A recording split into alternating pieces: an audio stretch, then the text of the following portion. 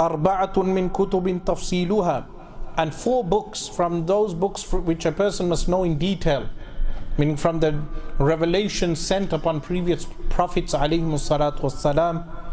The author states, Tawratu Musa bil Huda Tanziluha. Tawratu Musa, the Torah which was revealed upon Sayyidina Musa alayhi salam. Now, the distinction between the Torah and the Quran and all the previous revelations, firstly, these revelations were not miraculous when they were recited. The Quran is miraculous in its recitation. Secondly, these books were not transmitted by tawatur, mass transmission.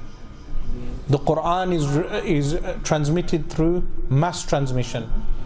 Thirdly, the Quran is written and recited in the language it was revealed in, while these previous revelations were translated for the people. Fourthly, the Quran is guaranteed preservation by Allah subhanahu wa ta'ala. The previous revelations were not given that guarantee. The command to preserve them was given to the scribes and the Pharisees. They were commanded, the rabbis were commanded to preserve the previous revelations, while the Quran is guaranteed preservation.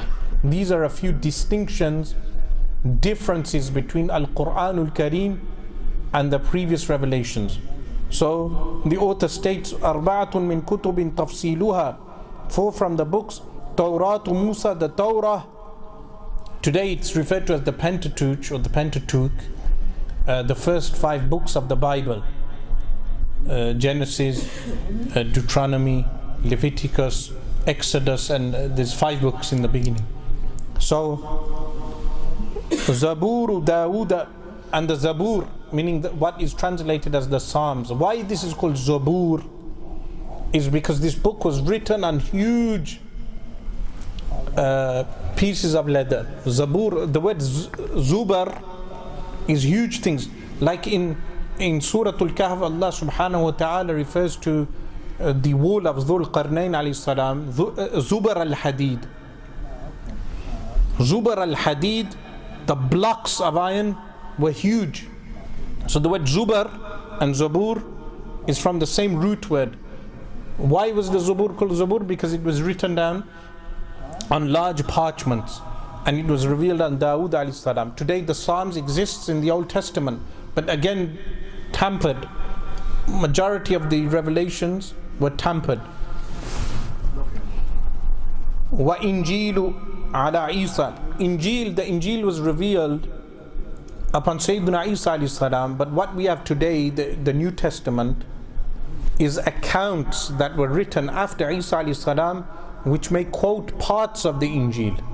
So the Gospel of Matthew, Mark, Luke and John, these are historical accounts of the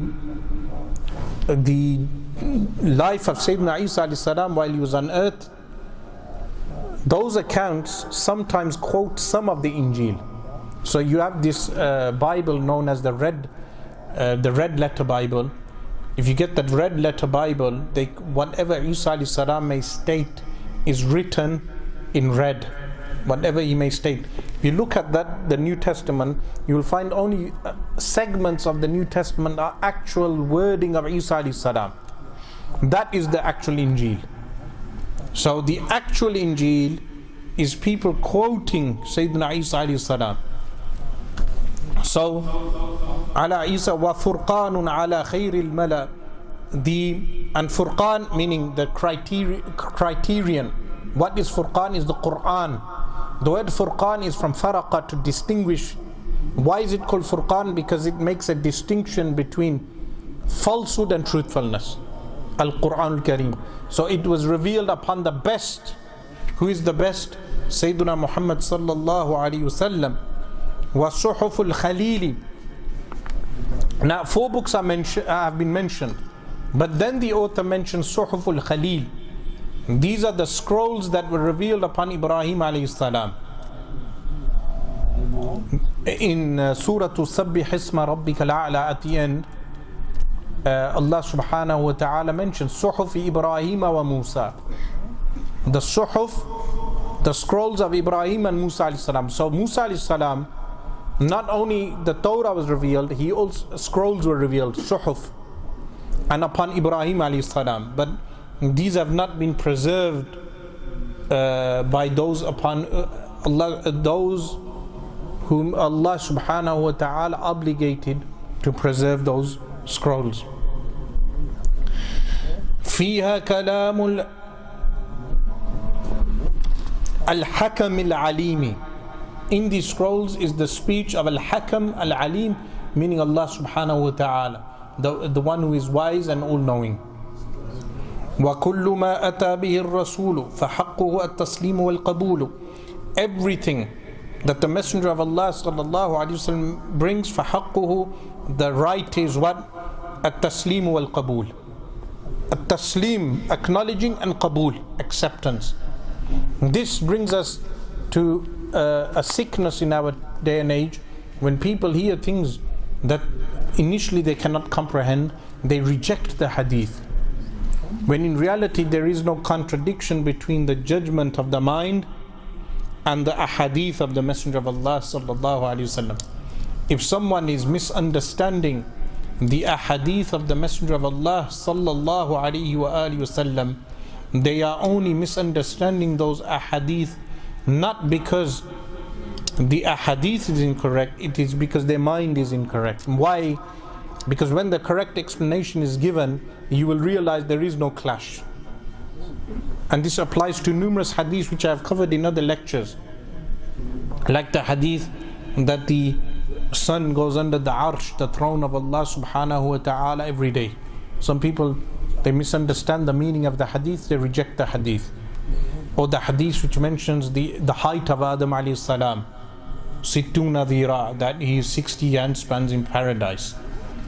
They cannot fathom and understand that, and they reject the entire hadith. Of course, explaining that is beyond the scope of this lecture. I have mentioned this elsewhere in refutation of the Quran only sect, the sect that only believe in the Quran and they do not believe in the hadith of the Messenger of Allah sallallahu alaihi wasallam, because they think there is a clash between rational judgments and the hadith of the Messenger of Allah sallallahu alaihi wasallam.